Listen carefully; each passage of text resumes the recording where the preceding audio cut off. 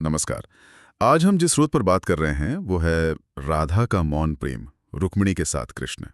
ये कहानी का एक अंश है। जी। ये हमें ले जाता है द्वारका, मतलब कृष्ण और रुक्मिणी के विवाह के ठीक बाद का समय। हाँ, बिल्कुल। माहौल तो जाहिर है उत्सव का है।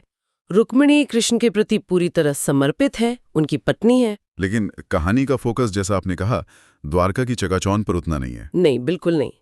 ये हमें जैसे खींचकर वृंदावन के उस कोने में ले जाता है जहाँ राधा का प्रेम, वो भी मौन प्रेम, अभी भी जैसे जिंदा है। हाँ, और ये मौन प्रेम शब्द बड़ा महत्वपूर्ण है। स्रोत में कहा गया है कि राधा का प्रेम निराकार था, निस्वार्थ था और निर्व्याज, मतलब कोई बनावट नहीं, कोई अपेक्षा नहीं। सही। उन्होंने कृष्ण से कभी कुछ मांगा ही नहीं। ये बात अपने आप में काफी सोचने वाली है। बिल्कुल। और ये मौन प्रेम की अवधारणा इसीलिए दिलचस्प है क्योंकि स्रोत ये दिखाता है कि शारीरिक रूप से वो दूर थीं, वृंदावन में थीं, हाँ। पर कृष्ण के मन में, उनकी चेतना में वो हमेशा मौजूद रहीं। ये कोई लेन देन वाला रिश्ता नहीं था। सही कहा। एक गहरा अंदरूनी कनेक्शन था। बिल्कुल। और फिर कहानी में एक बड़ा दिलचस्प मोड़ आता है। हाँ। जब रुक्मिणी, जो कृष्ण की पत्नी है, जी। पूरी तरह समर्पित है, जी। वो खुद कृष्ण से एक सवाल पूछती हैं। वो जानना चाहती हैं प्रेम में पूर्णता क्या है। हाँ, ये सवाल अपने आप में बहुत कुछ कहता है ना, एक पत्नी का अपने पति से ये पूछना। और कृष्ण का जवाब, वो तो और भी गहरा है। स्रोत बताता है कि वो मुस्कुराकर कहते हैं। क्या कहते हैं? कहते हैं, पूर्णता राधा है और तुम्हारा समर्पण उस प्रेम की व्याख्या। पूर्णता राधा है और तुम्हारा समर्पण उस प्रेम की व्याख्या। अच्छा, इस पर थोड़ा रुकना पड़ेगा। हाँ, बिल्कुल। पूर्णता राधा है, ये सुनने में तो बहुत सीधा लगता है। क्या इसका मतलब ये कि रुक्मिणी का प्रेम कम था या अधूरा था? यहाँ प्रेम के एक, आप कह सकते हैं, एक आदर्श, एक अल्टीमेट स्टैंडर्ड की बात कर रहे हैं। अच्छा। और उस आदर्श का नाम वो राधा रख रहे हैं। अच्छा।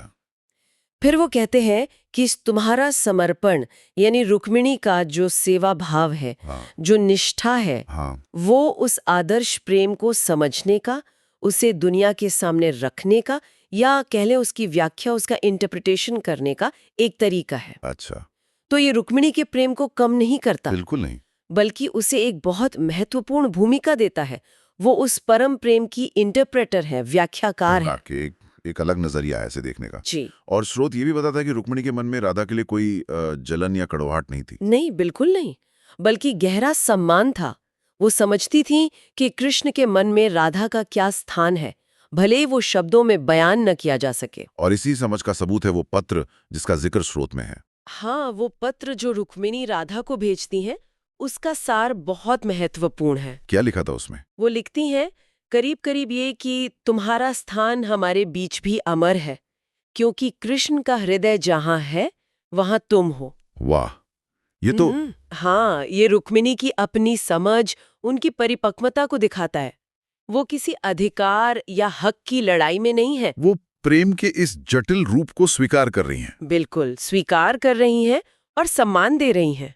तो अगर हम इस पूरे अंश से कुछ मुख्य बातें निकालें, जी, तो पहली तो यही हुई कि प्रेम का एक रूप ऐसा भी है जो बिना कुछ मांगे, बिना अधिकार जताए, छुप रहकर भी पूरा हो सकता है। हाँ, मौन रहकर भी संपूर्ण हो सकता है। और दूसरी बात ये निकलती है कि प्रेम के अलग अलग रूप, जैसे राधा का वो निराकार प्रेम और रुक्मिणी का समर्पित सेवा भाव, जी, ये एक दूसरे के विरोधी नहीं है। नहीं, ये एक ही परम सत्य को देखने के अलग अलग नजरिए हो सकते हैं। सही था।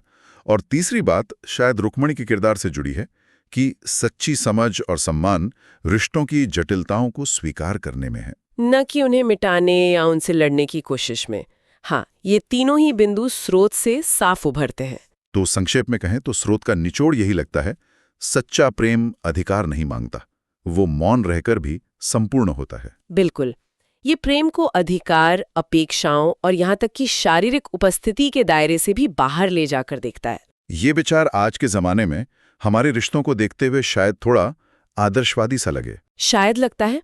और यहीं पर सोचने के लिए एक बात छोड़ी जा सकती है। क्या? कि प्रेम का ये जो निस्वार्थ, मौन और अधिकार न जताने वाला रूप है, जिसकी बात ये कहानी करती है, क्या वो आज की दुनिया में हमारे अपने रिश्तों में कोई जगह रखता है, या ये बस एक खूबसूरत कहानी है? इस पर सोचा जा सकता है।